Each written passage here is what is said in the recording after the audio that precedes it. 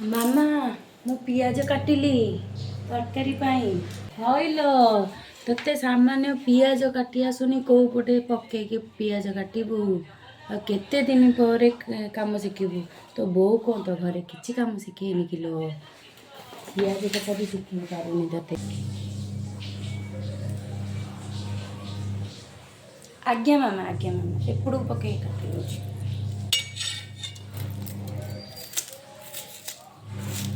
ମାମା ପାଣି ତାତିଲାଣି, ଚାଉଳ କେତେ ପକେଇବି? ହଇଲୋ ପରିବାରେ କେତେ ଲୋକ ଯେ ତୁ ଚାଉଳ ବି ପକେଇବା ଜାଣିନୁ, ଆଉ କଣ ଜାଣିଛୁ?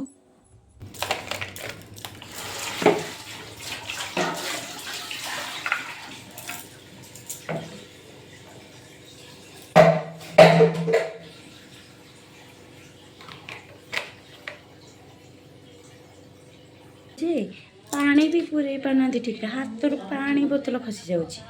ଆମଙ୍କ ଯୁଗରେ ଆମେ 100 ଗରା ଟେକିକି ଆଣୁଥିଲୁ କୁହୁରୁ ଟେକିକି, ଇଏ ସାମାନ୍ୟ ଆକା ଗୋଡ଼ରୁ ପାଣି ବି ପସେଇ ପାରୁନାହାନ୍ତି। କି ଭଳିଆ ବୋହୂ ଆଣିছিল ମୁଁ। ପାଣି ପିଇଲେ ବି ଦୋଷ, ପାଣି ପୁରେଇବାକୁ କହିଲେ ବି ଦୋଷ। ଆଜ୍ଞା ମାମା